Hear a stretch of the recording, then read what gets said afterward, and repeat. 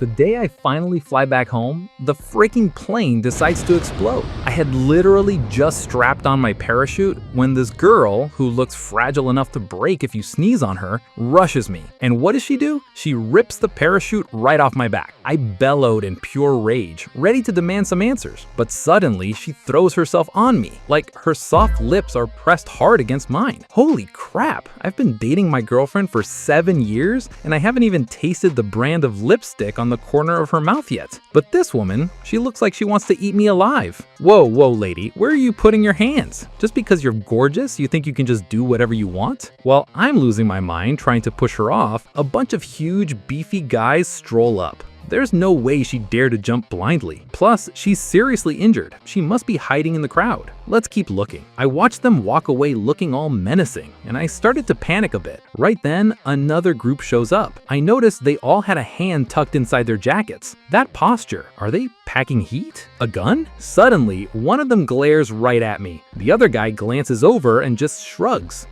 Just a couple about to be separated forever. No threat. The chick's back is covered by the parachute, so it totally hides her identity. She must be hiding somewhere else. If we screw up this time, the bosses will never let it go. Sounds like we need to move. We can't let the Black Dragon Society find her first. Listening to their conversation, I couldn't help but think, the passengers on this plane are freaking weird. Who is everyone looking for? And meanwhile, this girl was still taking advantage of me. Thinking about how she was still invading my personal space, I raised my hand to push her away, but she grabs my wrist and uses the momentum to place my hand right on her waist. Who even are you? Get off me. The plane is going to crash, do you hear me? Suddenly, the leader of the agents stops in his tracks. He turns toward me. Boss, we don't have much time. We gotta move fast. What are you looking at? The other guy glances over the boss's gaze and looks straight at me. That's when it hits me. They aren't looking at me, they're looking at this mystery woman. Crap, we caught their attention. Right at that moment, the guy called Boss pulls a pistol out of his pocket. He squeezes the trigger, fast. The woman whips a blanket toward them, grabs my hand, and just jumps. Insane speed.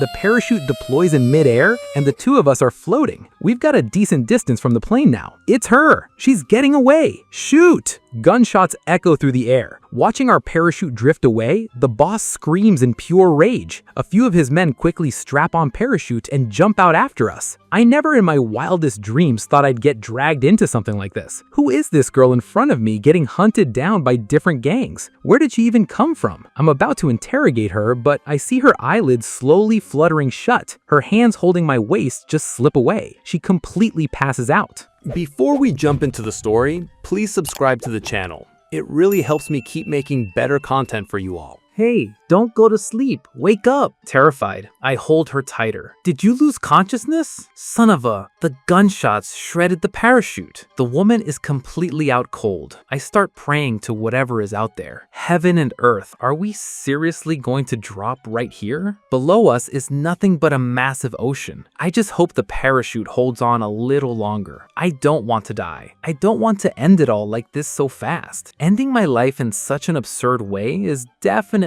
not on my bucket list. But the parachute is dropping at a dizzying speed. In my 20+ years of life, I never realized I was this unlucky. Today, everything is happening so fast, I don't even have time to think. We hit the sea hard. A massive wall of water sprayed everywhere. Caught totally off guard, I swallowed a few gulps of salt water and broke the surface, gasping for air, feeling miserable. Thank God I actually know how to swim. Otherwise, I'd be dead today. After flailing around for a bit on the surface, I finally managed to calm down. The sea was already covered in a huge puddle of blood, like someone had spilled red dye. Sinister crimson waves were spreading through the water. What is going on? Where is all this blood coming from? I scanned the water. I couldn't see the woman anywhere. Crap. Earlier, that group said she was hurt. Could this be her blood? This girl is definitely not your average civilian. If those guys show up any second and I get involved in this mess, I am going to be in deep,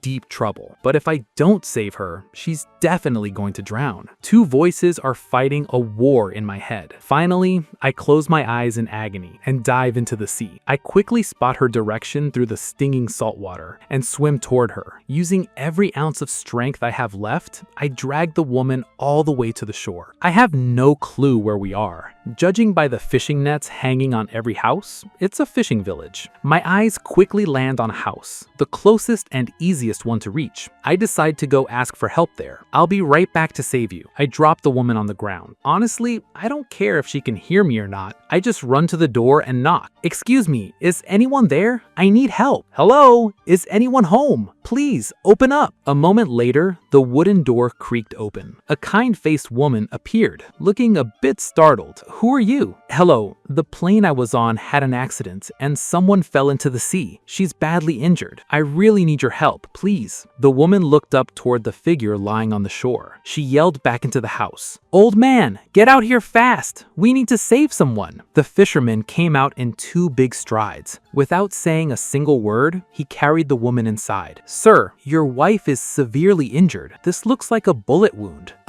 Yeah, we were attacked by pirates on the plane just now. Not only did they steal our stuff, but they also shot at us. The fisherman smacked his thigh in anger. What is this world coming to? Hang on, I have an ancestral remedy right here. No matter how big the wound is, you just apply this. Tomorrow, she'll be totally fine. It's a total miracle. That's the first time I've ever heard of a remedy like that, the old woman said, smiling. His family has been fishing for generations. Last time, a massive fish took a huge bite out of his arm, literally tore the flesh right off. After applying this stuff, he's back in perfect shape. Seriously? Hearing that actually freaked me out a little. The woman brought over a bowl of water. First, wash your wife's wounds. We'll put the medicine on her in just a bit. I looked down at the girl. She was wrapping her arms around my waist, her head resting on my chest. She snuggled closer, like she was clinging to a human security blanket, sleeping peacefully. Even at a time like this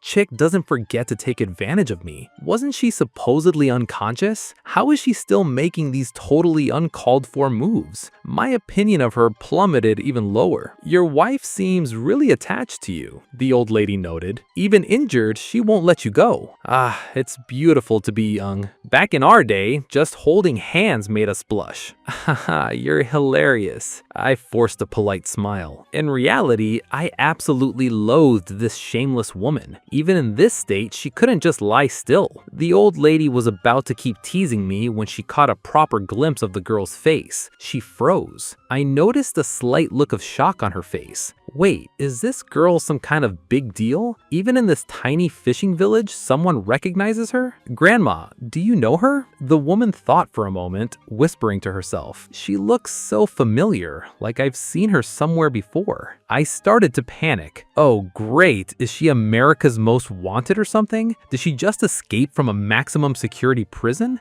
Given how she was being hunted earlier, she's pissed off at least a couple of syndicates. Grandma, think hard. Where did you see her? This is literally a matter of life and death for me. If she's a dangerous criminal, I need to call the cops immediately. I'm not trying to be an accessory to anything. The old lady shook her head. I can't remember, but looking at your clothes, she's definitely from the city. With looks like that, you two must be a couple of famous celebrities. Please don't flatter us. Where have you ever seen celebrities this wild and chaotic? Alright, young man, you apply this powder to her. Come on out when dinner is ready. I'll have my husband call you. Thank you. I'm really sorry for the trouble. It's nothing. Don't worry about it. The second I saw them close the door and walk out, I finally turned back to the girl. I flicked her right on the forehead. She let out a soft groan, like I had hit a sensitive spot. Her thin eyebrows furrowed slightly. I noticed dark blackish blood oozing from her body, and it was still pouring heavily from her chest. Even though I was totally reluctant, I ended up taking her top off anyway. I had no choice. It was strictly to keep her from dying right here and causing a whole scene. After wiping down her upper body, the water in the basin was already murky. I dumped it out and went back to grab a fresh bowl of hot water. I was about to clean her lower body. When my fingers reached her pants, I hesitated. Whatever, I'll just do a quick wipe down. Nothing to worry about. But these pants were so tight, how how was that even supposed to get them off? I sat there scratching my head for a good while. Suddenly, an ice-cold voice broke the silence. I jumped out of my skin. The woman abruptly grabbed my collar and yanked me down toward her. I ended up falling face forward, accidentally pressing right against her injury. Sorry, did I hurt you? It wasn't intentional. I scrambled back up in a rush.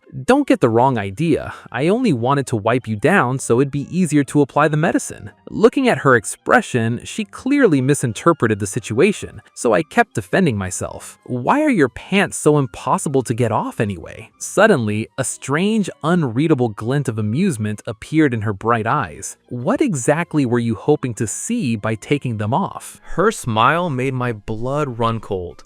You seriously don't think I'm interested in you, do you? I have a girlfriend. I would absolutely never have any inappropriate thoughts about you. A guy who doesn't even know how to take his girlfriend's pants off? What is the world coming to? I was getting insulted and angry now. Do you think when two people are together, they absolutely have to do that?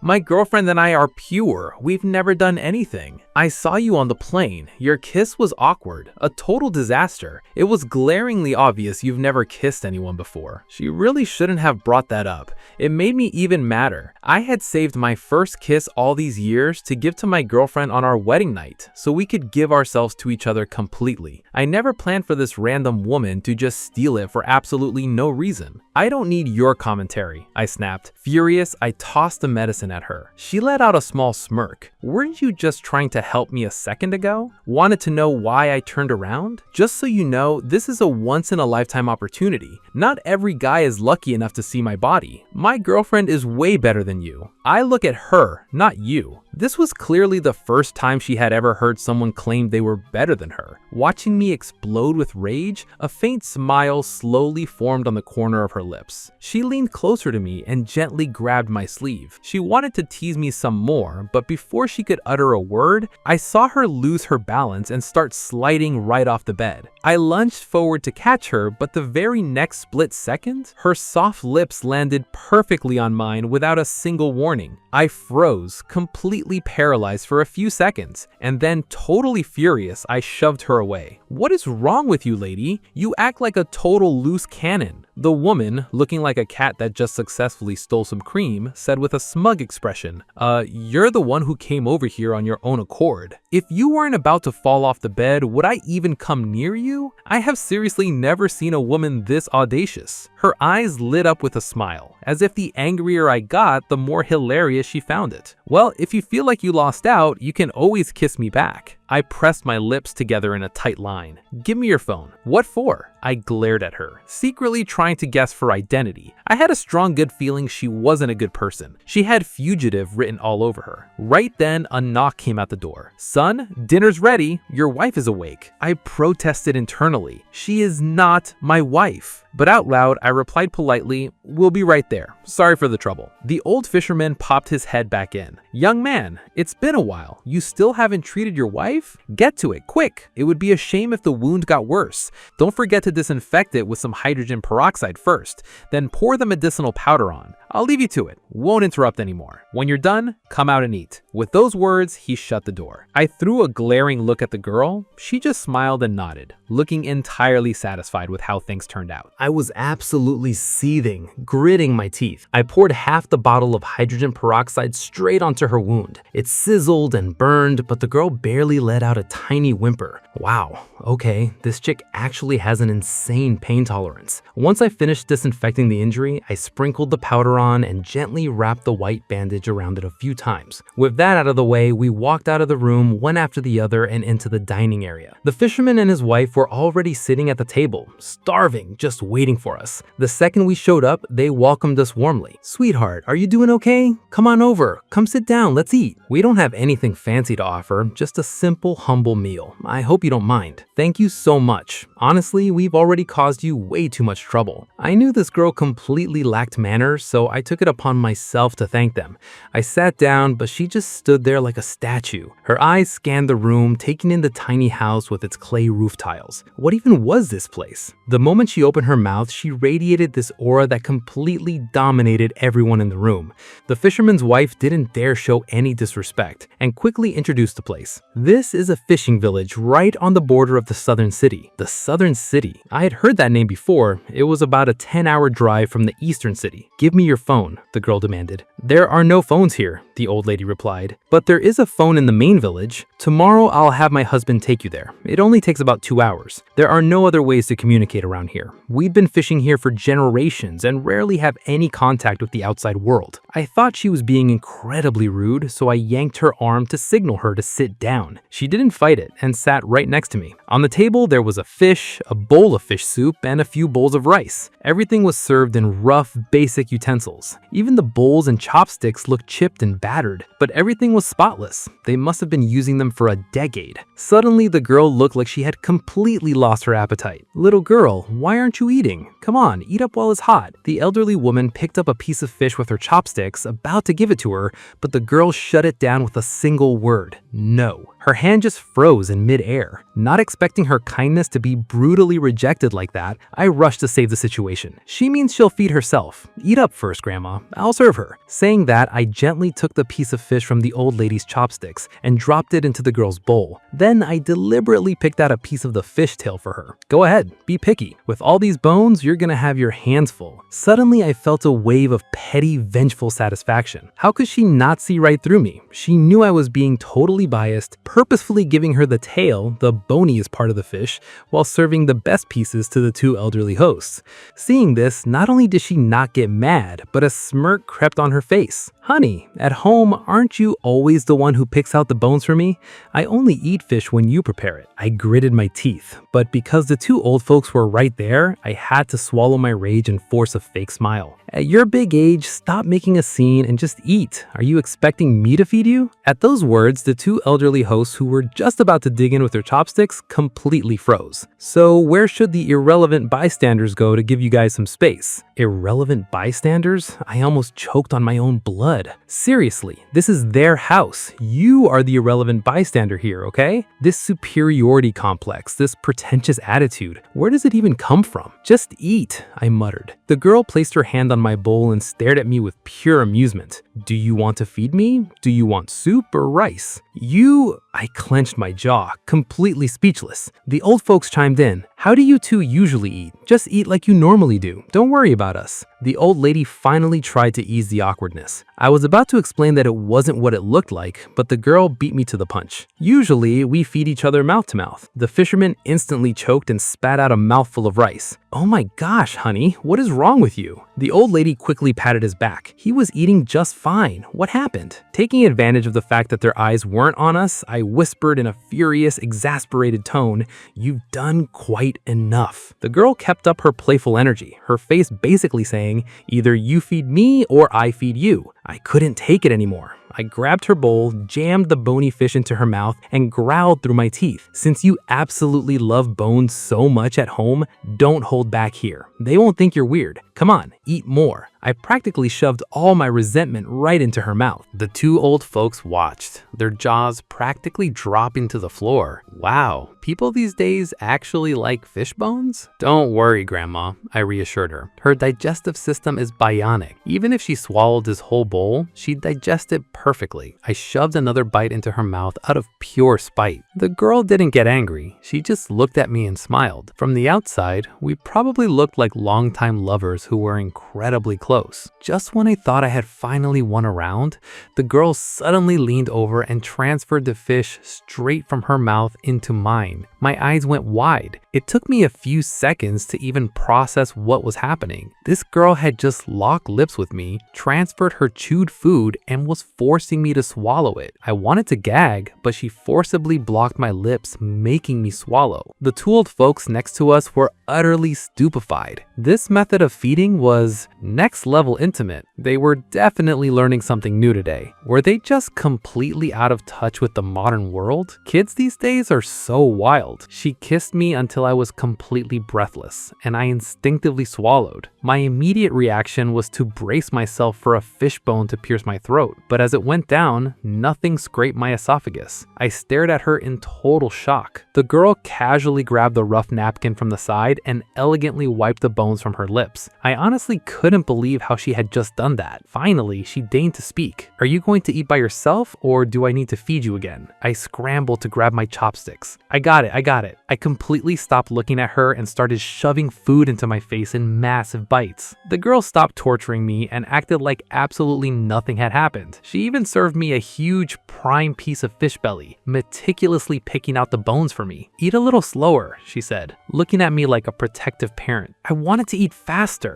as fast as humanly possible, just to escape this little she-devil. That meal was straight up psychological torture. Afterwards, the old woman opened the chest. She pulled out some coarse cotton clothes that she had carefully preserved for years. "Young man, you haven't washed up yet. These are the clothes my husband and I wore on our wedding day. If you don't find them too beneath you, please wear them. The bath water is ready. It's just in that room." I hesitated, not daring to take them. How could I possibly accept these? These are your wedding clothes. I can't wear something so sentimental. I just keep them to remember the day. We don't have any better clothes around here. I just hope you don't look down on them. The sweet woman forced the clothes into my hands. Since I couldn't refuse, I had to accept. But the girl suddenly piped up in a cold tone. "Those clothes don't suit you." I couldn't help but snap back. "What do you care? Why don't you bring me better ones to replace them then?" Fine. I didn't expect her to agree so easily, so I decided to make an outrageous demand. "And that includes the food costs, the medical expenses, and the lodging for tonight. You're going to pay them back tenfold." "Tenfold?" the girl replied simply. "Deal." A normal person would never agree to pay 10 times the amount for tonight's basic expenses because it really wasn't worth it. Is this chick out of her mind or what? Normally, anyone would have laughed in my face hearing tenfold. How could she agree so easily? "Now, can you give me your phone?" The girl looked deep into my eyes as if she had already cracked all my secrets. I instantly covered my pocket with my hand, staring at her in utter disbelief. How does she even know I had one on me? Before jumping out of the plane, I had shoved my waterproof phone into my pocket and zipped it tightly so it wouldn't fall out. Nothing escapes my eyes. Hearing her say that, I reluctantly gave in. I pulled the phone out of my pocket. The girl punched in a number she clearly knew by heart. "Trace the exact location of this phone and come pick me up tomorrow." Watching her speak, she definitely had the vibe of a powerful boss. I couldn't help but be incredibly curious about who she actually was. She wrapped up the call in a few quick sentences. Then she created a new contact in my phone, saved under the name W. "Here is my contact info. You saved my life. Whenever you need help, don't hesitate to come find me." I snatched the phone back, totally skeptical. This girl was literally being hunted by international gangs. Go find her? Wouldn't that just invite a mountain of trouble into my life? "Don't worry, I won't be looking for you." I didn't want to waste my breath on her anymore and turned around to go take a shower. For saving my life, you can ask for literally anything. No matter what it is, I will grant it. I stopped in my tracks and slowly turned back to look at her. "Are you sure about that? A ruler's word is absolute, you know." Seeing her act so high and mighty, I couldn't resist trolling her a little. "If I demand a mansion and a luxury car, you'd just agree to it? A luxury car and a mansion. Consider them yours. And what if I threw myself into the deal as a bonus?" Yep, just as I thought. All talk. Dealing with her was a complete waste of time. I snapped bluntly. "Get out of the way. Stop blocking me. I'm going to take a shower." The fisherman's wife was clearing the dishes when she suddenly remembered something. "Wait, that girl, isn't she the one who was on TV a few days ago? Fu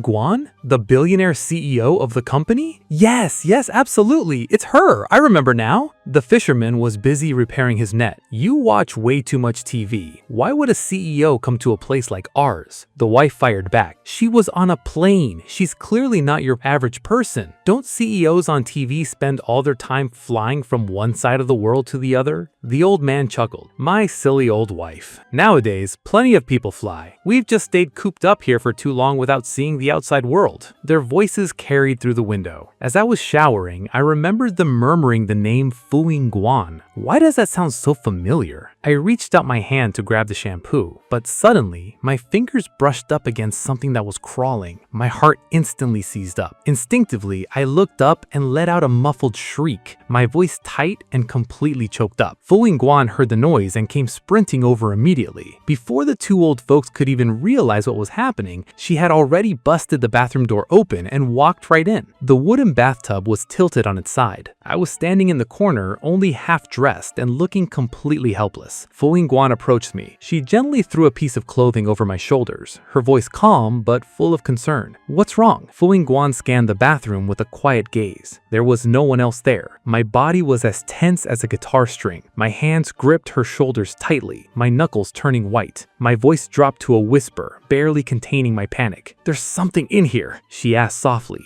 "What did you see?" My body went rigid. I backed up slightly, my shoulders tense and trembling. My gaze remained glued to the corner of the wall. My voice came out deep and raspy. "A flying cockroach!" Fu Yingguan froze for a second, totally stunned. Then she let out a soft, amused laugh, looking at me with total indulgence. "You're seriously afraid of cockroaches? Get me out of here!" My voice was frantic, practically barking in order. Just thinking about the fact that I had actually touched it a second ago sent a massive shiver down my spine. Literally, all the hair on my body stood up. Cockroaches have been my ultimate phobia since childhood. A split second later, the cockroach suddenly took off from the corner of the wall and landed right on the window. I jumped violently, my face turning completely pale. I instinctively backed away. "Get away from me!" Panicking, the hand gripping the woman's shoulder squeezed even tighter. Fu Yingguan let out a sharp groan. It looked like her chest wound got yanked, yet her voice remained gentle. "Don't move. The more you panic, the more you attract it." I froze instantly. Sweat started dripping down my head. My voice cracked with tension. "Get me out of here!" Fu Yingguan glanced around the dark, grungy bathroom, frowning slightly. Outside, the old man called out anxiously, "Is everything all right in there, young man?" Her voice turned smooth as silk. Standing right in front of the door, she blocked the old man from coming in. "It's nothing, just a little scare." Then she grabbed my arm and we quickly bolted out of the bathroom and back into the bedroom. She helped me sit down on the edge of the bed. Seeing me this utterly terrified, her voice carried a hint of a smirk. I didn't know whether to stand up or sit down. My body was still slightly rigid and shaking. My mind was entirely consumed by that flying cockroach from earlier. With my hands resting flat on the mattress and my back stiff, I forced myself to calm down. Fu Yingguan just watched me sit there, completely tense while trying to act tough. Her gaze darkened slightly. It suddenly hit her. Seeing a guy who, despite being terrified, stubbornly refused to show his weakness made her heart skip a beat in a very specific way. "Tonight, you sleep in the bed." The woman felt that if she didn't leave right this second, she might do something entirely unpredictable. She was just about to walk out when she heard me snap, "Wait." Terrified, I stared at the bug slowly crawling on the wall. I didn't dare take my eyes off it. This room literally had everything. Spiders, bugs, flying critters, everywhere. You can't seriously be afraid of insects. Are you even a man? I shook my head, wanting to say that when I was a kid, I wasn't scared of anything. I used to fear nothing, but ever since I got traumatized by a flying cockroach, I've had a visceral fear of all creepy crawlies. "Put your clothes on first." Hearing the woman's remark, I looked down, totally confused. Looking at myself, I realized I was wearing nothing but a towel. Already having a mental breakdown, I was now completely mortified. In the blink of an eye, I threw my clothes on. Honestly, I felt like dying of embarrassment. Sleep. The woman didn't mock me. After blowing out the oil lamp, she lay down right next to me. It finally clicked. "Wait, you're sleeping here tonight? Otherwise what?" I hesitated. Two strangers who just met by chance sleeping in the same room. If someone finds out, your reputation. The woman cut me off. "Don't flatter yourself. I'm not interested in you. Besides, I'm injured. Nothing can happen." I thought about it and realized it made sense, but I remained suspicious. Seeing me hesitate, the woman added, "If a cockroach shows up, I can protect you. I'm not like you, the guy who's absolutely terrified of bugs." I actually appreciated the comment. After a grueling day, I was exhausted. Gradually, I lowered my guard and drifted off to sleep. The next morning, a howling wind was making the paper windows rattle violently. I don't know if the wind was just that insane or if this old house was just completely decaying, but several roof tiles got ripped right right off. They crashed loudly onto the floor as a luxury aircraft started getting closer and closer. More and more tiles fell until, before we knew it, almost half the roof was completely gone. The stuff inside, now totally unprotected, got blown over by the wind. Even the windows shattered. The two old folks who were fixing their fishing nets in the yard were terrified. They rushed to hide in a corner, watching this majestic plane repeatedly attempt to land. But since the space was too cramped, it just circled the sky. It ultimately had to choose to touch down on the beach not far away. A ton of local fishermen came out to check out the spectacle. This tiny, isolated fishing village had never seen this kind of commotion. I was jolted awake by the noise. I suddenly realized I was holding Fu Yingguan tightly in my arms while sleeping, and I scrambled to sit up in a hurry. Thank God we were both fully clothed. I looked at Fu Yingguan. She was looking at me with pure judgment. Last night you literally used me as a body pillow, squeezing me every which way. You just didn't want us to sleep, huh?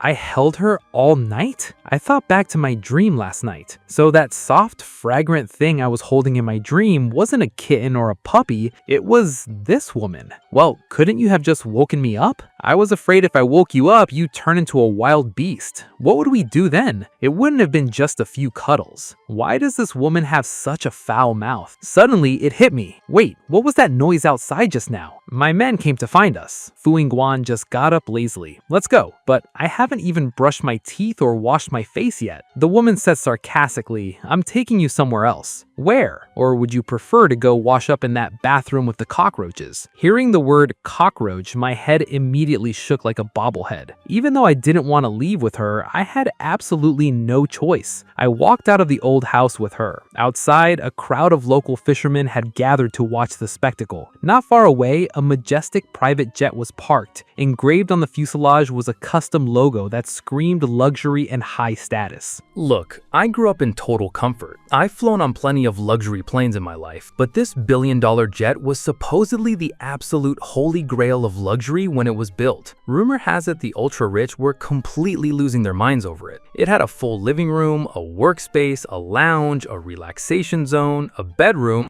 and basically every high-end amenity you could think of. A woman stepped off the plane. Looking at her elite vibe, I thought to myself, wait, is that the legendary heiress girl? I never expected her to walk straight toward me with a subtle little smile. I was thinking, oh god, is she a fangirl? I mean, sure, I'm a handsome guy, but how did this fangirl even track me down to a tiny isolated fishing village? But if she isn't an admirer, why is she staring dead at me? She kept getting closer, step by step. Man, if she confesses her love right now, what excuse am I going to make up to reject her? I already have a girlfriend. I'm not looking for side chicks. While I was having this full-blown internal crisis, the woman walked right past me and headed straight for Fu Yingguan. Miss, I'm finally here. I deserve to be executed. I didn't expect those two groups to make a move on the plane. Wait, miss? I stared at the woman. Who exactly is she? Fu Yingguan didn't blame her but asked casually, did you double check everything? The assistant replied, aside from the Black Dragon Society and the Polar Organization, there's another group of unknown origin. Before the other two even moved, this third group aggressively blew up the plane's wing. Were they targeting someone? The assistant hesitated for a second, then said, their target was a man, but the passengers took heavy losses. We haven't found a solid lead yet. After making her report, she sneaked a sidelong glance at me. Who is this guy? How is he allowed to stand so close to Miss? She avoided men for years. She absolutely loathes close contact, yet she isn't pushing him away. Fu Yingguan's expression darkened like she was deep in thought. After a minute, she ordered, get someone to completely renovate this house. You literally ripped the roof off their home when you landed. The assistant hung her head in shame. I take full responsibility for my mistake. Fu Yingguan then turned to the old lady standing nearby. Do you know how to grow vegetables? The old lady was way too stunned to speak. Judging by the conversation between the maid and her mistress, this woman was definitely high-tier elite. The assistant, seeing no reply, frowned slightly. Our miss is talking to you. The old lady hurriedly stammered. Yes, yes. Give her a vegetable garden too, Fu Yingguan commanded, before turning her head to look at me. I didn't expect her to actually take last night's joke seriously. For a second, I had no idea what to say. As for the lodging, I'll buy them a brand new house. And regarding the medical expenses you mentioned, Xiao Xiao, write them a check for $1 million. Hearing her mistress's order, Xiao Xiao was about to write it when a thought hit her. Miss, is there even a bank around here that cashes checks? There wasn't. If this couple got a check out here in the middle of nowhere, let alone cashing it, bringing that much money back would be a nightmare. Cash it is, Fu Yingguan decided firmly. Xiao Xiao grabbed a briefcase full of cold hard cash from the jet and handed it to the old lady. A small token from our miss. Please accept it. The lady just froze, her hands shaking as she popped open the briefcase. Inside were neat stacks of cash, such a ridiculous amount that she instantly passed out on the spot. Honey! The fisherman caught her in a hurry, sneaked a peek inside the briefcase, and promptly fainted right next to her. They had never seen that many bills in their entire lives. Follow me, Fu Yingguan said, walking ahead. I hurried behind her. Once on board, the cabin had gorgeous European styling, pristine couches, and high-tech AV systems everywhere. I knew this was top-of-the-line luxury. Take him to wash up, Fu Yingguan ordered, leaving me with the other massive bathroom. Xiao Xiao made a polite gesture. Sir, please follow me. I followed her, wanting to ask who Fu Yingguan actually is, but then I figured it was pointless since we'd go our separate ways the second we landed. We'd probably never see each other again. Here are your toiletries, and over here are some fresh clothes. The bathroom is right through there with everything you need for a shower, Xiao Xiao explained politely. I was secretly amazed. I looked at the clothes stacked up and said, "Are these for me too?" Yes, sir. My tone got a bit sarcastic. Along with the clothes, there were men's undershirts and boxers. Just thinking about it, kind of weird. Xiao Xiao, thinking I was getting the wrong idea, quickly explained, "Oh, not at all. This is what Miss ordered via text message last night. They should be exactly your size." The tips of my ears turned bright red instantly. When did she send a text? How did I completely miss that? At 11 p.m. last night. Thanks to Xiao Xiao's reminder, I remembered I had already been asleep for a while by then. Did she literally wait for me to pass out just to secretly use my phone and text her assistant? Holy crap! Did she go through my entire phone too? The sudden wave of embarrassment and anger hit me like a truck. I slammed the bathroom door shut. Sir, if you need anything at all, just press the call button on the wall. I'm at your service anytime. With that, Xiao Xiao respectfully backed away. While scrubbing down, I was cursing up a storm in my head. She actually had the nerve to secretly use my phone? The absolute disrespect. I insulted her 1,000 times in my head. Still completely annoyed, I got out of the shower. Fu Yingguan was already at the table eating. I noticed she had cleaned up too. Freshly changed into a pristine dress, she smelled amazing. She was completely transformed. The way she elegantly cut her steak proved she wasn't just some basic rich person. The second I sat down, she said, "You saved my life last night. As a token of my appreciation, I'm giving you a $10 million reward." I froze mid-motion. Why did those words sound so incredibly insulting? Hearing this, Xiao Xiao immediately whipped out a $10 million check and handed it over respectfully. "Sir, please accept Mrs. Gratitude." I coldly rejected it. "No thanks. What happened last night was no big deal. Just consider it payment for sharing the bed." The moment I said that, Xiao Xiao completely froze. This guy actually spent the night with Miss? What kind of explosive breaking news is this? You have to understand, the young heiress had been avoiding men for years. She didn't even have male bodyguards, and even her assistant was a woman. Usually, whenever her grandfather tried to set her up, she'd reject them with an icy glare. Getting Miss to have a boyfriend was harder than climbing Mount Everest.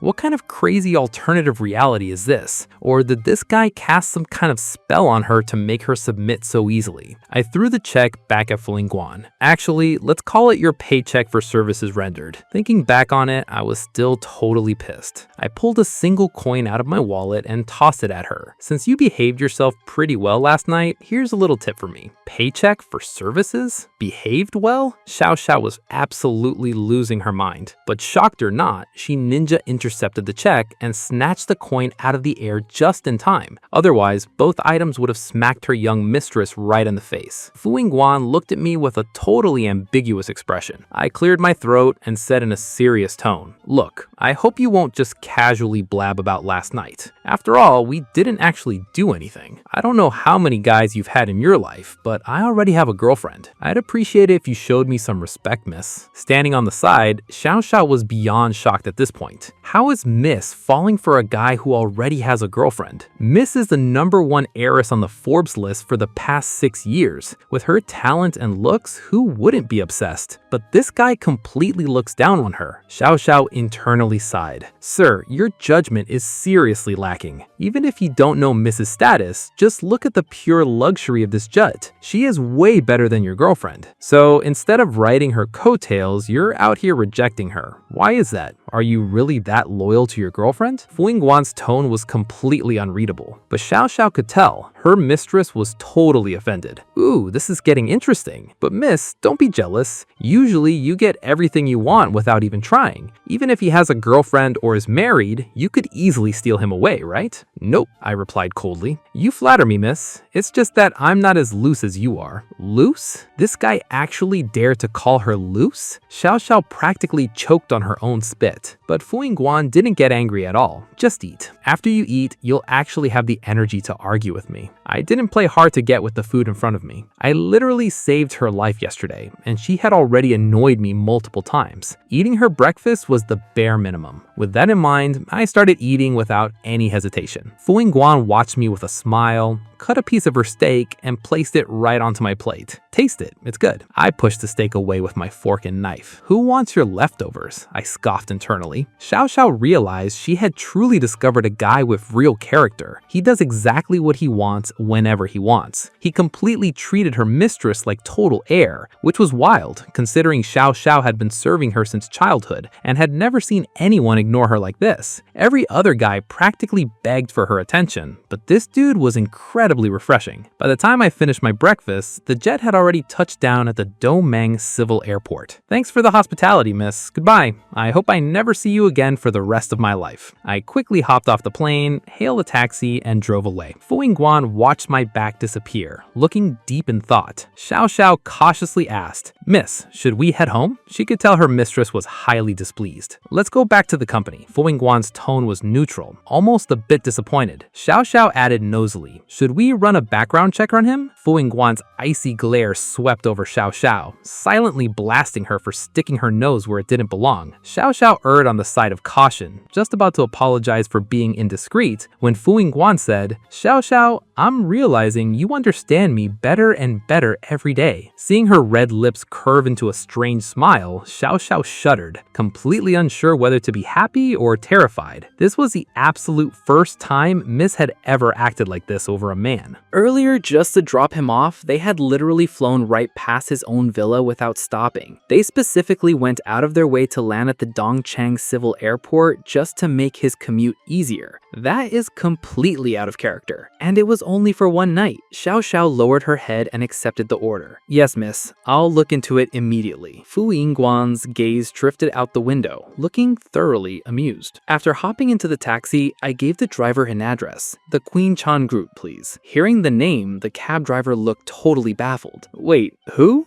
Do you mean the Quincy Group over on Itnang South Road? Yeah, is there a problem? The driver opened his mouth but decided to shut it. This guy probably hasn't been back in a long time. That's why he doesn't know the company changed its name. Shifting into gear, the driver didn't make any more comments and just slammed on the gas towards the destination. I rolled down the window and took a deep breath. Dongcheng, I am finally back. The wind hitting my face carried a long forgotten scent, and my mood instantly lifted. Suddenly, I realized I hadn't texted my parents yet. Whatever, I'll just show up out of nowhere and give them a massive surprise. Today is also Lin Yan's birthday. The gift I had meticulously prepared for her, well, it completely vanished when I jumped out of that exploding plane, which pissed me off a bit. That random woman who stole my first kiss, if it hadn't been for her, I would never have gotten dragged into all this chaos. I pulled out my phone and dialed the bakery. Hey, do you guys have any ready-made cakes available right now? Master Yan, is that really you? The receptionist almost dropped her phone. For over 10 years, every single dessert and pastry for the Yan family came from this exact shop. Naturally, she knew the phone number of every Yan family member by heart, but her shock right now came from the fact that she hadn't seen this number pop up in 3 whole years. Yeah, I'm back in the country. I want to order your biggest cake. Can you have it ready for today? Is this for Miss Lu? Usually around this exact time, the Yan family always ordered a cake for Lin Yan. Yan. The whole bakery knew the drill, but the receptionist felt the need to bring something up. Actually, the cake ordered by the second young Master Yan has already been delivered. Wow, I didn't expect Yan Yibei to be so incredibly thoughtful. My half-brother usually anticipated everything for me. Even for a minor detail like ordering a cake, he handled it personally. At that thought, I smiled, feeling totally reassured. Oh, in that case, don't worry about it. Thanks anyway. Arriving empty-handed wasn't a big deal. After all, we're family. With that thought, I looked out the window at the passing scenery. The closer we got to the family conglomerate, the nicer the neighborhood became. You have to understand, my family's group was one of the absolute biggest enterprises in Dongcheng. While I was lost in thought, the taxi slowly came to a halt. We're here. I paid the driver and got out. That's when it hit me. Why on earth did the name change? What the heck is the King Group? Completely bewildered, I looked around. This was definitely the Yan family's territory. All the buildings were exactly the same as before, but this new name? I couldn't comprehend it. Two employees with ID badges around their necks hurried past me. Didn't Director Yan say yesterday that he wouldn't be around today? We need to follow this file closely. Director Yan has so much experience. Under his leadership, profits have skyrocketed over the past 3 years. I quickly cut them off. Excuse me, the Director Yan of your company, is that Yan Yuandong? Yes. They exchanged an awkward look, like, who is this guy? Oh, it's nothing. Sorry to bother you. They gave me a weird look and hurried off. So, it turns out the family group had just changed its name. The wave of questions and anxiety that had been hitting me instantly calmed down. Walking through the main doors of the building, I was greeted by the front desk. Hello, who are you here for? The receptionist, seeing someone walk in, immediately stood up respectfully with a sweet smile.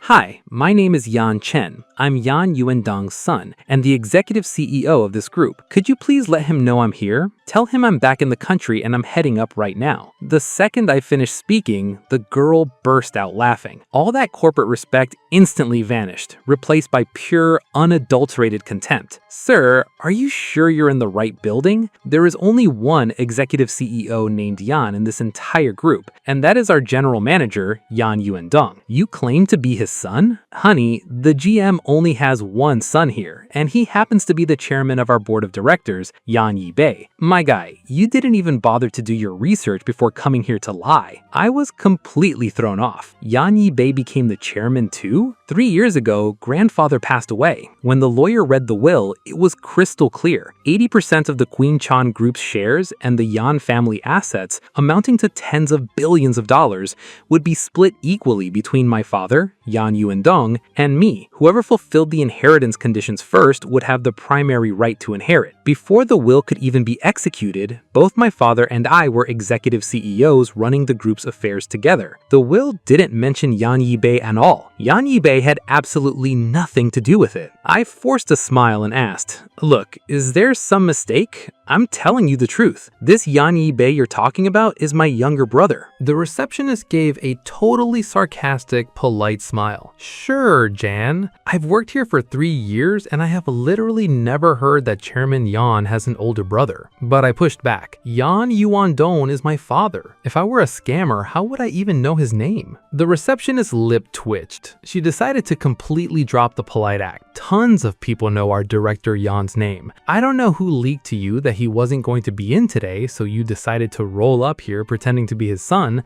but let me give you some career advice. Scamming is not a good look. She was lecturing me like a disappointed mother. It left me both amused and totally baffled. You're seriously misunderstanding. I am his son. Certified, authentic, 100%. Oh yeah? And I'm the Queen of England. You're a good-looking guy. Why choose this kind of shady lifestyle? I bet you were trying to sneak into Director Yan's office to steal something.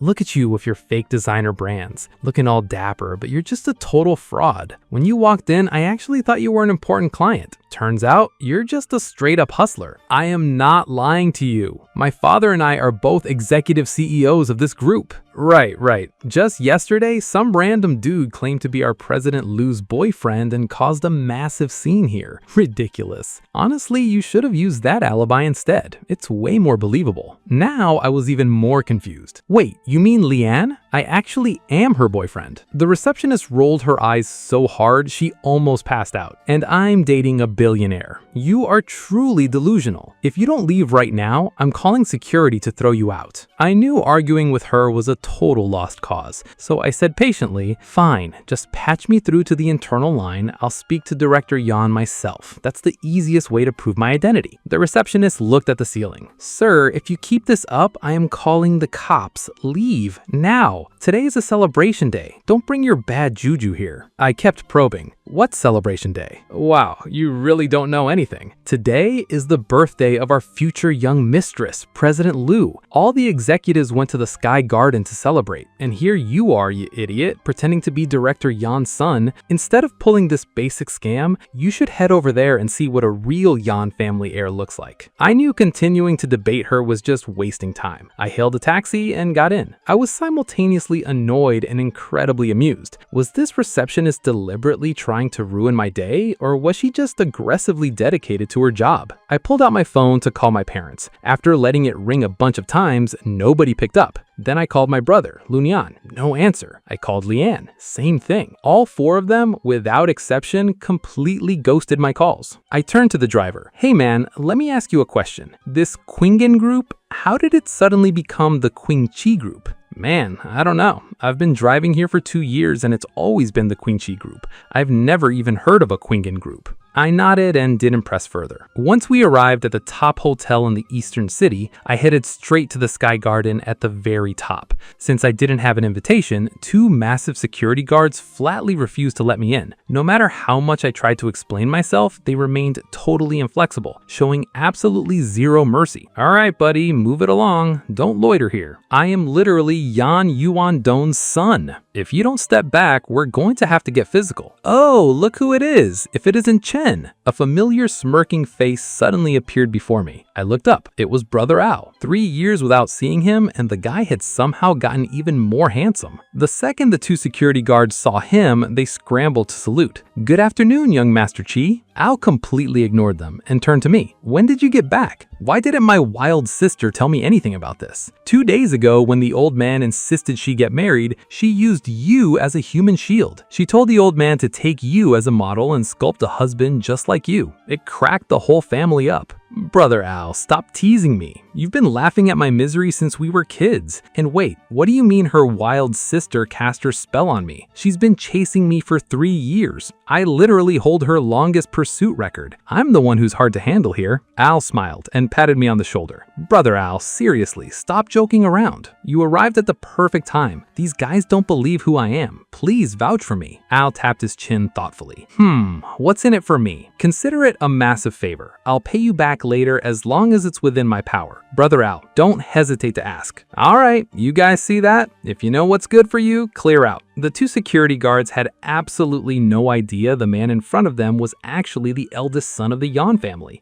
They hurriedly let us pass, bowing and thanking Al. I was just about to walk in when I heard Al say, "But Chen, you seriously picked the absolute worst time to show up today." Brother Al, I have no idea what you mean by that. From what I know, there's gonna be a pretty wild show in a minute, Brother Al said, grinning. Personally, I love drama, but if it's low budget, I don't show up in person, so you know this is good. I was listening to him, totally confused, when suddenly the lights shut off. A single spotlight snapped on, blinding the center stage. My dad, Yan Yuan-dan, was standing up there smiling like he just won the lottery. I have some incredible news to announce regarding my son's marriage. The entire crowd went dead silent, holding their breath. Wait, a marriage? Since when? I was completely baffled and honestly pretty curious. Was Dad about to announce my wedding with Lin Yan? But why wouldn't he tell me first? First, let's welcome the beautiful daughter of the Lu family. Dad beamed, starting to clap. Lin Yan, please come on up. I stood there in the crowd, clapping along. 3 years without seeing her, and Lin Yan had leaned out a lot. She had this sweet, gentle smile plastered on her face, making her look even more radiant. Just looking at her from a distance, I thought, man, she is gorgeous. And now, let's welcome my son, Yan Ibe, to the stage. Suddenly, the entire room erupted in cheers. Ibe walked up onto the stage with a massive smile. 3 years had definitely made him look more mature, but what I absolutely did not expect was for Lin Yan to be holding Ibe's hand. They were looking at each other with this intense, lovey-dovey gaze, like a couple of newlyweds. The shock hit me so fast, I almost lost my footing. I literally stumbled backward. I could not believe my eyes. My girlfriend and my brother were up there announcing their engagement. Ao mechanically caught me from behind. Whoa, buddy, you can't even handle this part? Trust me, the best is yet to come. My dad's booming laughter echoed through the speakers. On this magnificent day, I am thrilled to announce the union of the Yan and Lu families. My son, Yan Ibe, will be marrying the heiress of the Lu family, Lin Yan. Their wedding will be taking place on the 28th of next month. Today isn't just the 3rd anniversary of the merger between the Qian and Lu group, it's also Lin Yan's birthday and their official engagement ceremony. The engagement ceremony hit me like a physical sledgehammer. I literally felt a buzzing noise echo inside my head, followed by a gut-wrenching pain I had never experienced in my entire life. My girlfriend, the girl I had loved for 8 freaking years, was getting engaged to my brother. How was this even reality? On this joyful day, I also have a piece of tragic news to share, Dad continued, his voice shifting. My eldest son, Yan Chen, the plane he took yesterday was involved in a fatal crash. As of today, I, Yan Yuandan, have only one son left, and that is Ibe. Since Chen is gone, his inheritance rights will naturally be dissolved. The future management of the conglomerate will rest entirely on Ibe and Lin Yan. The second those words left his mouth, the entire room gasped. People started silently mourning for me while discreetly eyeballing Lin Yan and Ibe, the new power couple. It was glaringly obvious that the hierarchy of the Qian group was completely shifting tomorrow. I never thought things could get this dark. My own father pronounced me dead before my body was even cold, which made me realize I literally meant absolutely nothing to them. Even if I had been in a crash, shouldn't he at least be looking for my body? 3 years ago, I sent Chen abroad, Dad sighed. I wanted him to learn the art of perfumery so that when he returned, he could help me run the group. I never thought the heavens would be so jealous of his talent. I guess it just wasn't his destiny. But today is a day of celebration, so let's set Chen's tragedy aside for now. Let's not speak of it anymore. Bottoms up, everyone. Let's toast to our group getting bigger and better. Dad raised his glass and all the guests raised theirs in response. My heart felt like it was getting shredded by a rusted knife. Looking up at that stage, seeing that glowing, ecstatic man, I couldn't believe he was actually my father. Who can truly predict feelings anyway? Jane Ewing chimed in, adjusting her shawl.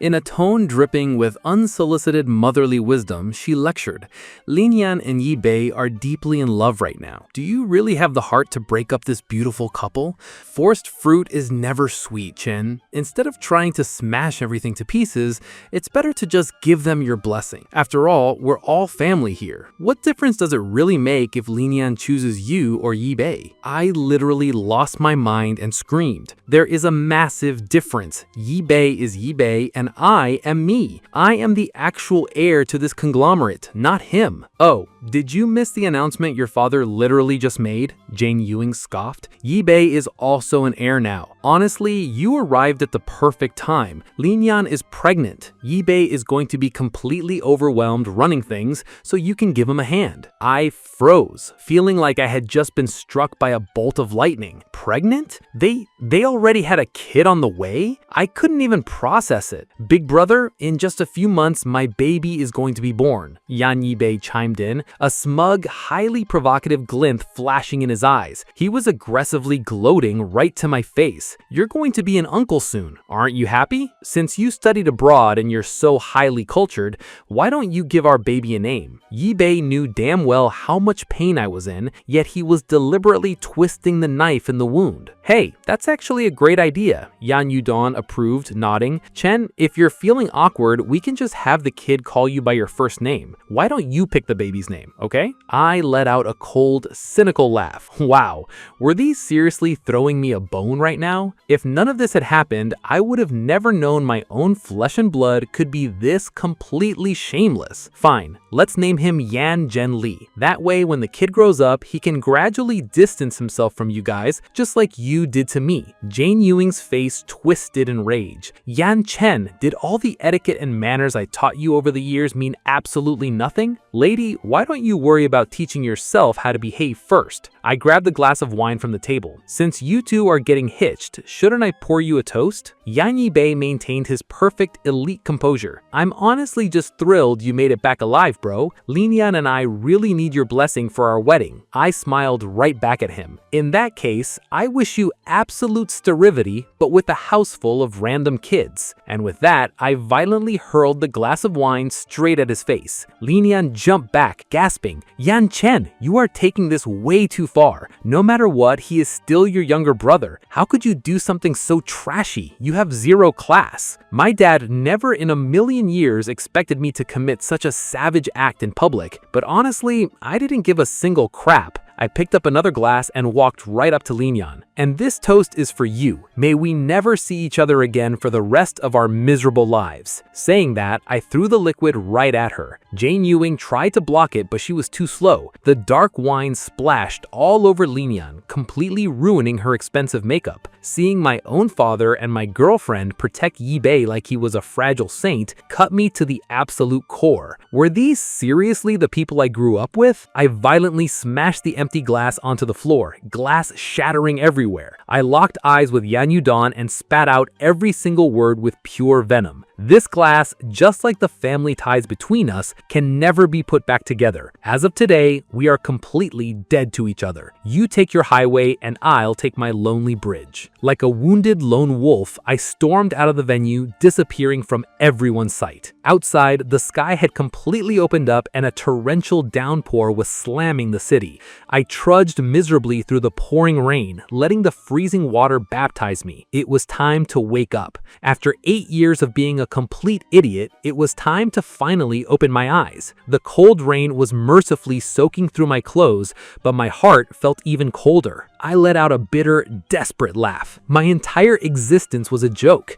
I was laughing, then I was crying, completely drenched. The emotional pain so intense, I couldn't even control my own body. A bunch of cars started honking at me furiously as I stumbled into the street. Are you out of your mind, dude? If you want to commit suicide, go do it somewhere else. Don't ruin my bumper. Move! Get out of the way! Are you deaf? Get out of the road! I just kept laughing like a total psychopath. The more they yelled at me, the louder I laughed. Suddenly, at the intersection, a sleek black car cut through the rain, speeding straight at me. I immediately recognized the model, the custom color. Wait, wasn't that Linian's car? I froze right in my tracks. Linian came to find me? Did she realize she screwed up? Is she coming to beg for my forgiveness? I honestly didn't even know if I could find it in me to forgive her. 8 years of love is like a meticulous piece of embroidery. Stitch by stitch, she had sewn herself into my entire youth. Trying to rip her out of my memories felt completely impossible. Thud. I watched in absolute slow motion as the black car slammed right into me. My brain instantly went numb. She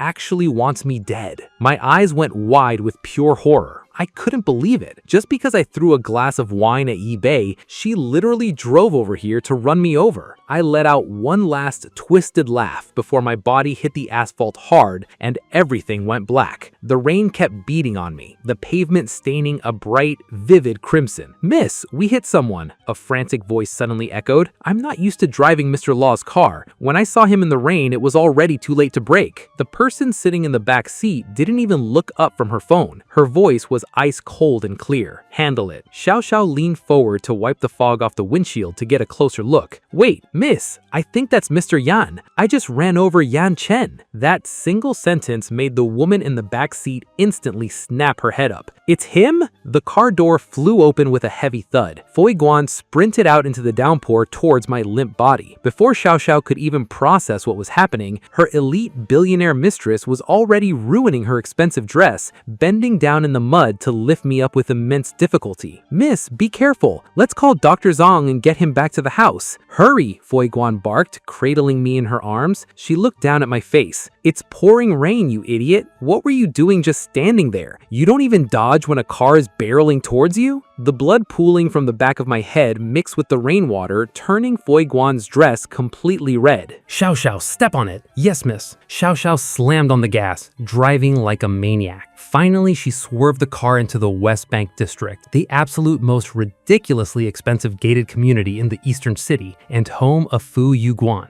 Good evening, miss. Following Fu Yuguan's frantic footsteps, a team of private doctors and nurses rushed straight into the mansion's master suite. The staff was completely losing their minds. Miss is a notorious germaphobe. How on earth did she allow a man, dripping with muddy rainwater and blood, onto her pristine bed? And a man of all people. The doctors and nurses exchanged the highly bewildered looks. Miss, shouldn't we bandage this gentleman's wounds? Get out, all of you, leave. The staff had no clue what she was planning. A maid walked in with a basin of warm water, and once everyone cleared the room, Fu Yuguan reached out and unbuttoned my soaked shirt. She grabbed a warm towel and began meticulously wiping my body down from head to toe. Come back in. Hearing her voice, the medical team, waiting out in the hallway, filed back into the room. They instantly blinked, staring at Fu Yuguan casually wiping down my chest. Xiao Xiao was quietly losing her mind in the corner. Miss literally just inspected this guy's entire body. She could have easily left this rough work to a male nurse. Why did she do it herself? Don't go! I suddenly groaned weakly, my hand instinctively reaching out to grab the edge of the doctor's lab coat. Dr. Zhang flinched. His hands got a bit clumsy as he applied the antiseptic, making me grimace and flinch in pain. Get away from him, Fu Yuguan hissed, violently shoving Dr. Zhang out of the way. You're totally incompetent. You can't even handle a simple dressing. Fu Yuguan snatched the medicine and started applying it to my head herself. Why did they treat you like this? Why? Xiao Xiao, go find out exactly what happened to him today. Yes, miss. Xiao Xiao was reeling. Since when did her mistress care this much about a man? Furthermore, Fu Yuguan had banned all male staff from the estate years ago. The entire household consisted strictly of women. That's exactly why she had to wipe my body down herself. Sir, you're finally awake. I blinked my eyes open. Who are you? I am the house steward assigned to look after you. Where the heck am I? To answer your question, sir, you are currently at the West Bank Villa Estate. The West Bank Estate, the most notoriously expensive French-style luxury villa district in the entire eastern city. How did I even get here? Do you remember when Mrs. Assistant accidentally struck you with the vehicle? Before you can overthink it, you took a nasty fall and hit the back of your head. Fortunately, the wound isn't deep, and the doctor already stitched you up. I sat there for a minute, my foggy brain slowly piecing together the timeline. As I tried to sit up, the steward quickly held me back. Sir, please don't move. Surely you haven't forgotten who our miss is. Honestly, I have zero memory of anything after the car hit me. I blacked out. Who saved me? I didn't even see them. And where is your miss anyway? She went to take a bath. In order to rescue you from the storm, she got completely drenched in the rain. That's when I noticed I was currently wearing a plush bathrobe. Wait, what does this mean? Who changed me? Well, sir, you were completely soaked. To prevent you from catching a severe cold, we immediately put you in a bathrobe. Yeah, but how did you change me? Did you help me? The steward coughed awkwardly. Sir, do you feel any other physical discomfort? No, I'm fine. By the way, where is my clothes? I washed them and put them in the dryer. Please wait just a moment, I will fetch them for you right away. The steward bowed respectfully and walked out. I looked around the room. The space was filled with insanely refined high-end luxury decor. Even the steward's manners were flawless, which basically proved the master of this house was a major high society boss. Even though the person who ran me over wasn't Lin Yan, the thought of her still crushed me. Our 8-year relationship had grown into a massive tree in my heart, and now it had been violently uprooted uprooted. Just breathing made my chest ache with sheer agony. "Sir, your clothes are ready. They're still a tiny bit damp. Do you still wish to wear them?" I let out a low grunt of approval. "Yeah, you can leave now. I'll handle the rest." I had literally just untied my bathrobe and let it slip off when suddenly a highly seductive voice echoed from the doorway. The door swung open. "I heard you were awake." A slender, gorgeous figure strolled right into the room. I absolutely did not expect anyone to bust in at that exact split second. "You? What the hell are you doing in here?" The woman smirked, her red lips curving into a playful line. "Dry me off." "What?" I stood there paralyzed and mortified for a solid 3 seconds. "Get the hell out!" The woman let out a soft, amused laugh. "Wow, is that any way to talk to the person who owns the house? Besides, it's not like there's anything I haven't already seen. Why are you making such a big deal of it?" "What do you mean, nothing you haven't seen before? That is straight up scandalous. Didn't your parents teach you basic, elementary manners? Why would I not before entering my own bedroom?" I seriously could not believe my ears. "Wait, this is your bedroom? But the clothes you're wearing are still damp," she said, cutting me off. "If you don't want your cold to get worse, change out of them immediately. Seriously, I bring you fresh clothes and I get yelled at. What is the world coming to?" I shook my head. "A cold." Well, no wonder my head was spinning. "So you're the one who saved me." Look, my tone earlier was uncalled for. Regardless of everything, thank you for saving my life. It's getting late though. I should get out of your hair. Leave? Where exactly do you think you're going? I already ran a background check on you. I know exactly what went down at the Sky Garden. I can just go to a hotel. It's fine. "It's the middle of the night," she countered. "If you walk out of here looking like that, clueless people will think I kicked you out. Do you have any idea what that would do to my reputation?" I couldn't help but think, "Lady, you are currently being hunted down by 2 rival syndicates. What kind of pristine reputation are you actually trying to protect here?" But I could hear it in her voice. She genuinely wanted to help me recover. "Besides, you saved me in the sea," Fukingan added. "Consider your life debt fully repaid. Just stay here until you find a permanent place to live. And relax. I'm not interested in a scrawny little monkey." A scrawny monkey? Did this chick just call me a scrawny monkey? "Does your head still hurt?" she asked, completely ignoring my offended face. "No, then get some rest. I'll go check if dinner's ready." I looked down at the brand new change of clothes in my hands. The size, the style. Wait, were these bought specifically for me? At that thought, I shook my head. She probably has random guys sleeping over all the time. She must keep a full inventory of every size. I went to get ready for a hot bath, but catching a glimpse of my face in the mirror stopped me. I looked completely pale, like a ghost. Honestly, who could ever love someone looking like this? No wonder Linian fell for someone else. But thinking about Linian made my chest tighten in absolute agony. 8 years of history instantly became a sharp blade, stabbing me straight through the heart. I don't even know how much time passed. Suddenly, Fuqingguang knocked on the door. "Come down and eat, Chen. Did you fall asleep?" Pushing the door open, the bathroom was bathed in a warm yellow light. Thick steam was billowing out from under the crack of the door. Fuqingguang was just about to turn away when a high-pitched alarm suddenly blared from inside the bathroom. She instantly realized something was horribly wrong. She rattled the handle but discovered the door was locked from the inside. "Chen, can you hear me? Open up!" The hot steam rushed out as she forced her way in, and I collapsed right onto the tiled floor. Fuqingguang caught me in one swift motion, pulling me up. "Yan Chen, wake up! Doctor, get the doctor in here right now." "Miss, you called? Redo his bandages immediately." Yes, right away." Fuqingguang glared down at me. This absolute idiot passes out just from taking a bath. The literal second I take my eyes off you, you find a way to break yourself. The doctor checked my pulse. "Miss, the wound got infected, which triggered a massive fever. It's dangerous. Whatever it takes, we need to break this fever and make sure he gets out of the danger zone. Understood?" I have no clue how much time passed before I finally opened my eyes again. My vision was completely blurry. Why was that bathroom so suffocating? "Are you awake?" a voice asked softly. "Does it hurt anywhere?" I nodded, then shook my head. "Linian?" I blinked rapidly, trying to make out the silhouette of the woman standing over me. I forced myself to sit up. "Is your head still throbbing?" I nodded again, staring intently at the flitting shadow in front of me. I froze. "What's wrong? Are you in pain?" "I'll call Dr. Zhang back in to check on you." "You absolute traitor!" I slurred, tears stinging my eyes. "How could you do this to me? Out of all the people in the world you could have loved, why did it have to be my younger brother? And you guys already have a kid together?" Fuqingguang's delicate brows furrowed slightly. "Wait, is Chen mistaking me for Linian? Look, she's just one woman. There are billions of other girls in the world. fault. My lineage is different than everyone else, I cried. You just said you were uncomfortable. Let me call the doctor. No, it's useless. Right here is where it hurts, I whimpered, grabbing her hand and pressing it to my chest.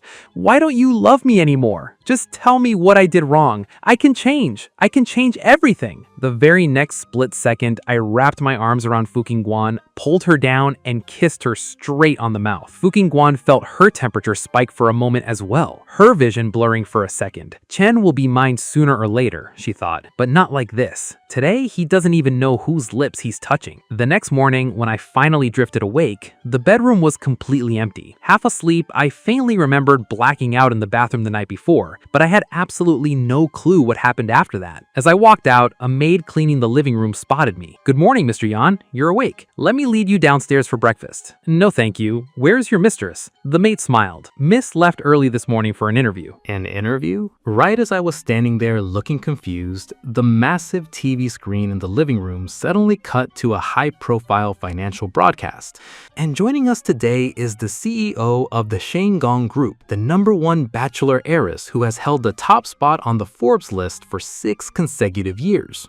The maid beamed. Yes, that's our miss. Wow, no wonder her name sounded so familiar. She was literally the CEO of the legendary Shenggong Group. I had secretly speculated about her identity, guessing everything from a mob boss to a fugitive, but I never in my wildest dreams imagined this. Our miss is truly remarkable, isn't she? The maid gushed. Honestly, Mr. Yan, if you married our miss, the two of you would give birth to the most beautiful baby in the entire universe. A baby? I panicked, immediately trying to pivot the conversation. Hey, do you happen to know where my phone is? Oh, Mr. Yan's phone got completely waterlogged yesterday. We took it to get repaired, and it should be right inside the room you just came out of. Thanks. I hurried back into the bedroom, and sure enough, once I powered it up, the signal bar was at maximum. But as I scrolled through it, I realized something depressing. Aside from standard automated weather alerts, not a single member of my family had texted or called to check in on me. I stormed out into a lethal thunderstorm last night, and literally nobody cared if I was alive or dead. I stared at the blank screen for a few minutes, a bitter, self-deprecating smile forming on my lips. How could I have been so incredibly blind? I dialed a deeply familiar number. Yang, it's me. Chen, you absolute little punk. You're finally calling me. Where the hell have you been all these days? You didn't send a single update. Yeah, I'm calling to check in. Wait, you're calling from a Chinese number. You went back to China without telling me? Leaving me all alone here in the US? You are officially heartless, bro. Look, I had some urgent family business to take care of, that's why. But let's get back to the point. Have you ever heard of Fu Yingwan? You mean the billionaire CEO of the Shenggong Group, Fu Yingwan? Obviously. She's the nation's #1 bachelorette, the ultimate dream wife of every man alive. Why, do you owe her money or are you trying to become her sugar baby? What is wrong with your brain? I sighed,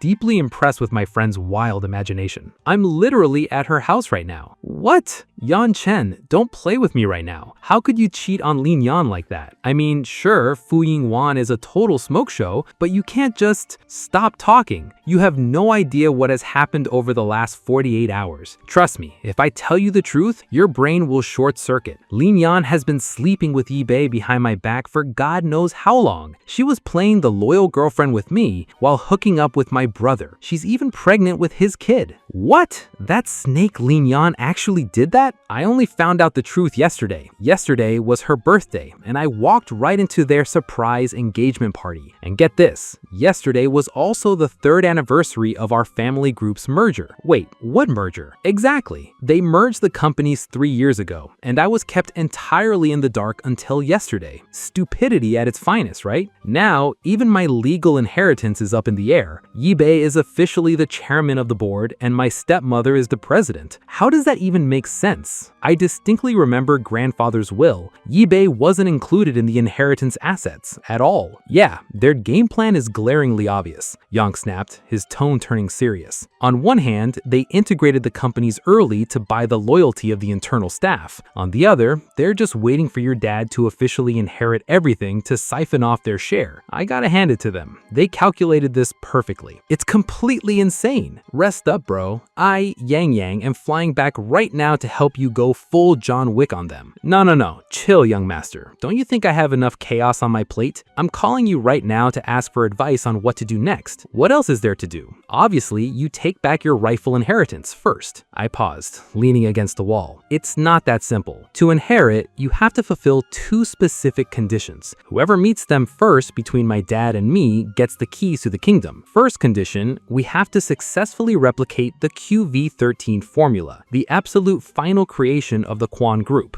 What's QV13? It's the ultimate secret perfume grandfather created right before he passed away. It was never released to the public. 3 years ago, my dad aggressively shipped me abroad to learn perfumery. That calculating, devious man, how could he ever let me inherit? He claimed that whoever won would share the inheritance out of family bonding, but it was all garbage. I scoffed miserably. I actually fell for it back then. I never expected that after 3 years of busting my hump abroad, I'd return to find my entire life stolen. Did you manage to crack the formula during your 3 years away? No, replicating this perfume is ridiculously complex. Even though I have a bionic sense of smell since childhood and can identify almost any odor, when it comes to QV13, I'm completely stumped. I can only isolate 1 or 2 notes. The manufacturing process requires microscopic timing precision. A single second off and the entire scent profile mutates into something else. Man, what a nightmare. Fulfilling just that first condition sounds like practically impossible. 3 years of research and nothing? Is there even hope left for your life? Wait, you said there were 2 conditions. What's the second one? The heir must establish a happy, thriving, and perfectly harmonious family. What? That is an elite level of difficulty. Your grandfather might as well have just explicitly written, Chen will inherit nothing in the will. Young, you think grandfather was trying to screw me over, but he actually loved me the most. Why would he set the inheritance bar this ridiculously high? What was his true intent? Honestly, it's not a mystery. He wanted me to succeed in my field and ensure my marriage was filled with genuine happiness. He used the tens of billions as a massive carrot on the stick, hoping to guarantee I'd have a brilliant future. Young went quiet on the other end, letting out a heavy sigh. Yeah, when you put it that way, it actually makes total sense. But now I'm stressed for you, bro. Your dad has already checked the box on the second condition. He has a family. He's literally only missing the first condition. If he cracks the QV13 formula before I do, it's over. My grip tightened on the phone. The Quan Group and those tens of billions of assets represent my grandfather's entire life's work. If all of that falls into my scheming stepmother and my backstabbing brother, grandfather will never rest in peace. So what do you think I should do? I asked in a serious tone. Look, for the past 3 years, my dad is the one who's been running the group. Nobody else actually knows the inside scoop. Officially, my dad and I hold the exact same title. We're both interim presidents. What keeps me up at night is that the employees probably already view him as the actual president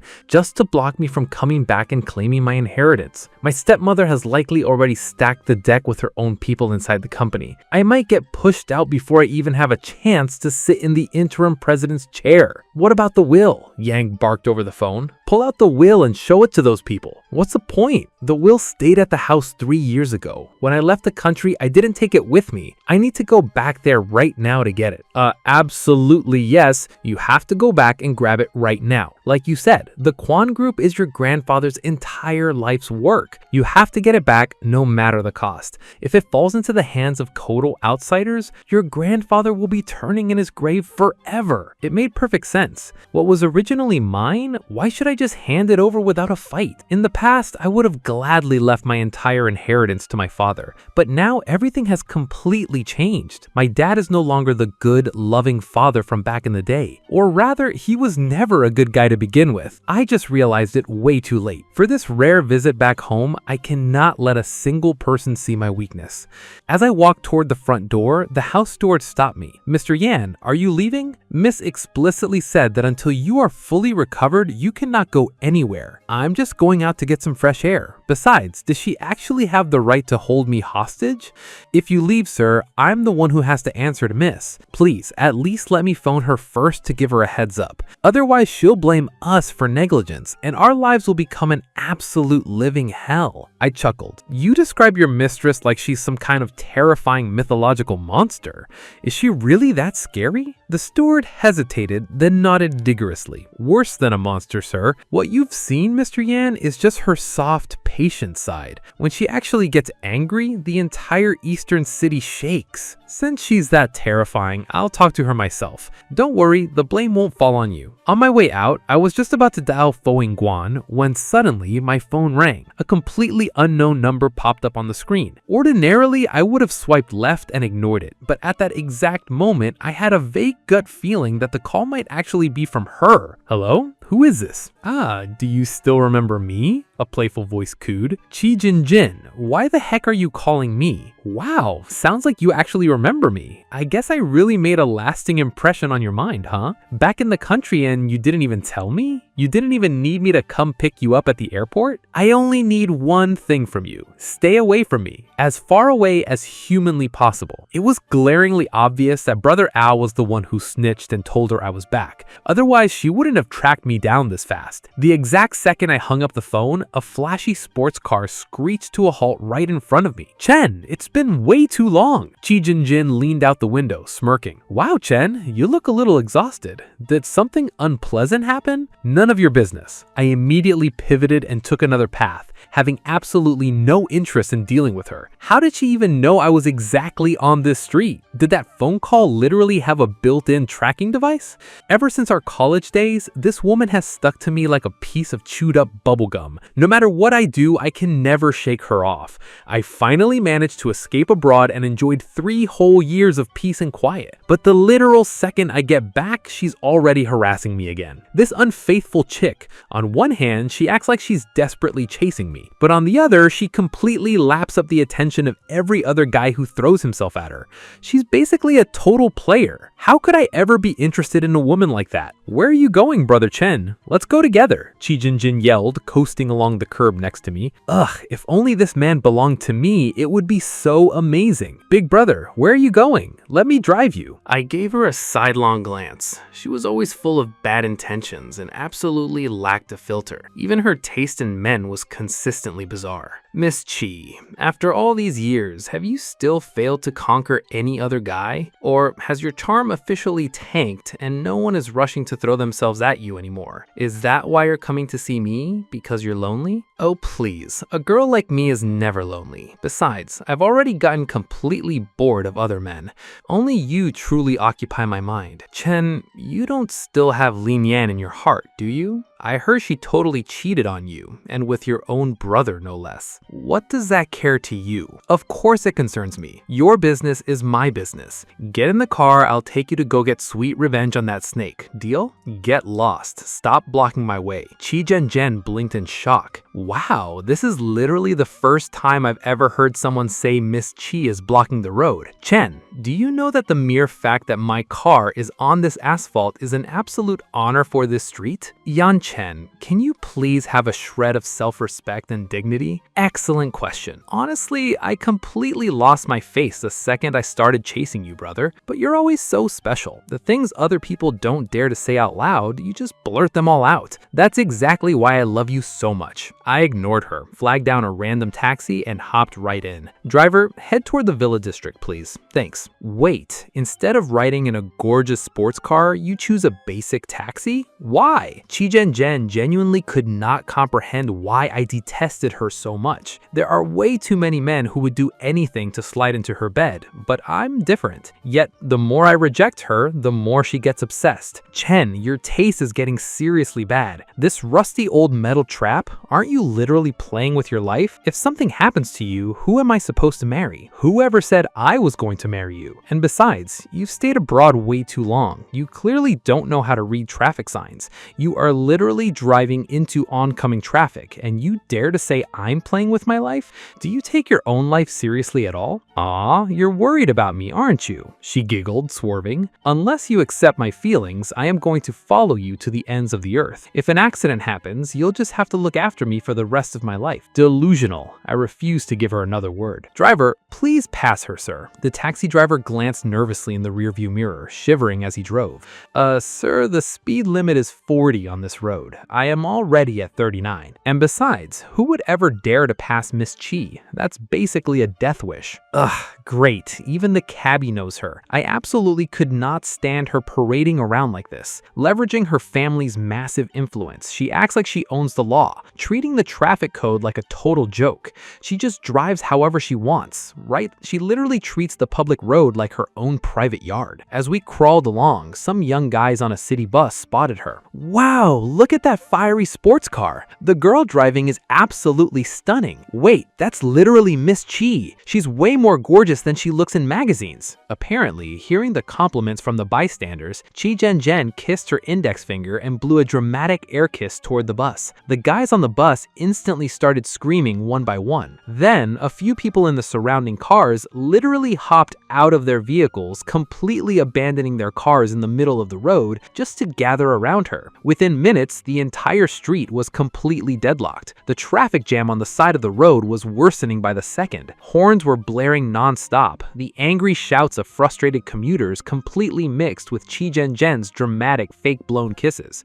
I was stuck right in the dead center of this crowd, completely unable to move forward or backward. I watched this absolute circus escalate right under my nose, and the rage deep inside me was threatening to explode. I came back to reclaim the Chan group. I came back to make the people who backstabbed me pay. I did not come back to sit in a taxi gridlock dealing with Lucky Lu's and Chi Zhen's nonsense. My face went completely dark. I shoved my way through the Lucky Lu's crowding around the taxi. Zhen, get the hell out of the way. Stop wasting my time. But Chi Zhen completely lacked a shutdown button. She turned to the crowd and yelled, "Everyone, this is the man I've loved for years, Yan Chen. In the future, please look after him for me." The second those words left her mouth, the crowd whipped out their phones and started aggressively Snapchatting us like paparazzi. I violently yanked my hand out of her grip, my voice absolutely ice cold.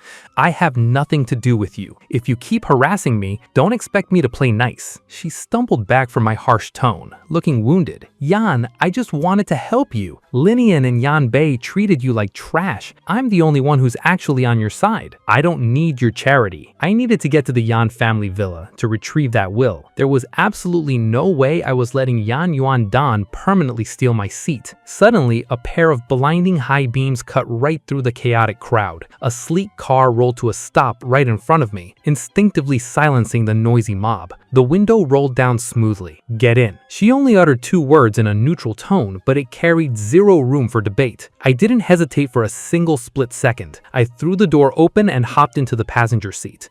The absolute moment that door clicked shut, all the chaotic outside noise was completely muted. The interior was spotless and silent. A faint, crisp cologne instantly calmed my internal panic. Seeing this, Zhen sprinted over to the glass, slapping the window. "Who the hell are you? What right do you have to take my Chen? I'm warning you, I am the oldest daughter of the Shi family. Don't you dare steal him from me." The car accelerated, leaving Zhen screeching and the chaotic crowd miles behind us. Leaning back against the leather seat, my rigid muscles finally relaxed. I raised my hand to massage my throbbing temples. "Step on it. I need to get back to the Yan villa. Grandfather's will is still there. Only if I get my hands on it can I legally reclaim the Qian group and unmask Yan Yuan Dan in his little circus."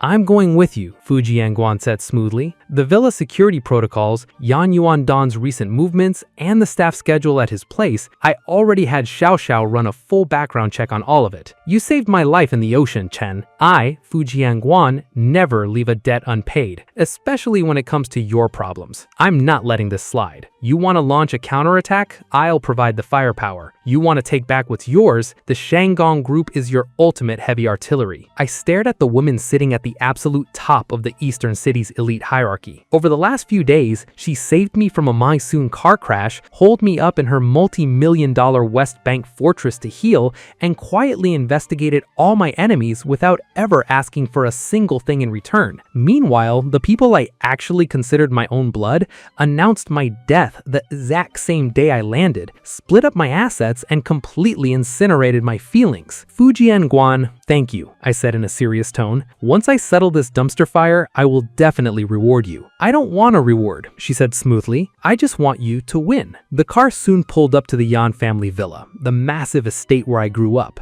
Today, it looked like a literal high-security prison. The security guard at the gate completely lost his color the second he saw my face. "Sir, the boss gave strict orders. You aren't allowed inside. I'm going into my own house. Since when do I need anyone's permission?" I barked in a freezing tone, walking straight past him. The guards didn't dare lay a hand on me. They just frantically whipped out their phones to report the breach. The second I stepped into the grand living room, the booming laughter of Yan Yuan-dan, Jane Ewing, Yan Yubei, and Linian echoed through the space. The four of them were huddled on the designer sofa, giddily mapping out the company's future and finalizing wedding details. Hearing footsteps, they all turned around in unison. The moment they saw me, their faces instantly locked up. "Yan Chen, what the hell are you doing here?" my dad roared. "Are the guards outside dead? Who let you in? Security, throw him out." A flash of pure, unadulterated panic crossed his eyes. "Big brother, it is so good to see you," Yan Bei stammered, trying to play it cool. "We were missing for days. We were all so incredibly worried about you." "Oh, worried about me?" I scoffed. "Worried that I was still breathing? Worried I'd delay your little asset grab, or ruin your grandiose wedding, or block you from stealing the Qian group, right?" Linian looked up, tears welling in her eyes. "Chen, I was wrong, but Yibei and I are genuinely in love. Keeping it a secret from you was only because we didn't want you to stress out while you were studying abroad. Can you just forgive me, please?" "Forgive you?" I yelled. "You backstabbed 8 years of our relationship. You had a full-blown affair with my brother, got knocked up, and sat there smiling while they read my obituary. Do you seriously think you deserve forgiveness?" My stepmother, Jane Ewing, stood up, sneering. "Stop talking nonsense. The Qian group belongs to Yibei and Linian now. It has absolutely nothing to do with you. Your grandfather's will has already been rendered completely useless." "Useless?" Xiao Xiao instantly stepped forward, pulling a massive legal folder from her briefcase and slamming it on the table. "Yang Yuandan," I stated coldly, "you secretly forged the official will, siphoned billions in corporate assets, and conspired with hostile outsiders to oust the company's legacy board members. The Shandong Group already has the complete paper trail on every single crime. Furthermore, grandfather's secret QV13 perfume formula? I already successfully synthesized it in the lab. Combine that with the fact that I am unmarried and fully capable of establishing a proper family line, I perfectly meet every single inheritance condition. I threw the authentic original will and the official lab certification for the perfume right onto the glass table." Yang Yuandan's face turned paper white, and he collapsed heavily back onto the sofa. Jane Ewing's entire body started trembling. All of her high society arrogance instantly evaporated. Linian looked at the floor, completely unable to look me in the eye. Yang Yibei completely broke down, sinking to the rug and weeping hysterically. Right at that exact moment, the loud blare of police sirens echoed from the driveway. Fo Wing-wan said calmly, "For grand larceny, corporate fraud, and forgery of legal documents, the authorities have arrived." The police officers marched right into the living room, immediately presenting the official arrest warrants. They cuffed Yang Yuandan, Jane Ewing, and Yang Yibei one by one. Linian was also escorted for questioning regarding her role in the corporate conspiracy. What awaited them was the full hammer of the law and total social ruin. The villains finally got exactly what was coming to them. They plotted a whole movie-level scheme to strip me of everything, only to end up sharing a state-funded cell. Standing in the suddenly empty, quiet living room, I let out a massive sigh of relief. The dark cloud that had been suffocating my chest for the last 3 years finally dissipated into thin air. Fo Wing-wan walked over to me and gently took my hand. Looking into her soft eyes, an instant wave of peace washed over me. The setting sun cut through the floor-to-ceiling windows,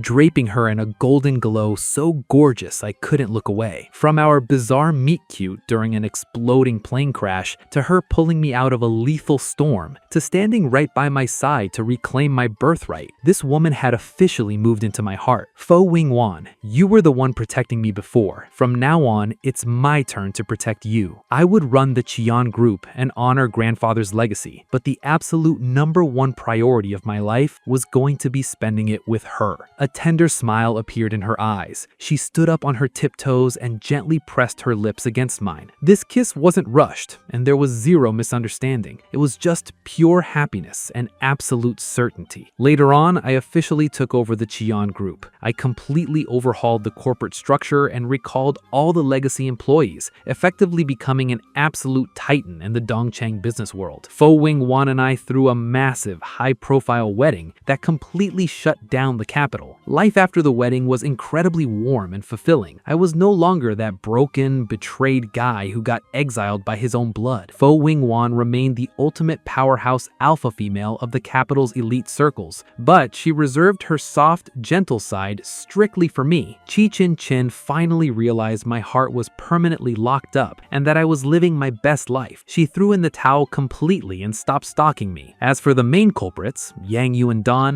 Jane Ewing, and Yang Yi-bei, they got to spend the rest of their natural lives in a state penitentiary, paying the ultimate price for their greed and backstabbing. Li Nian's social standing was completely nuked. With zero financial backing or elite status, she was left struggling at the absolute bottom of the ladder, never to taste her past glory again. The afternoon sun lit up our silhouettes as Fo Wing-wan and I leaned against each other. I had finally cut out the snakes to find the one person who actually deserved to be cherished. The good guys won, the bad guys lost, and as for Fo Wing-wan and I, we're moving forward hand in hand. Honestly, it's the absolute perfect ending to this story.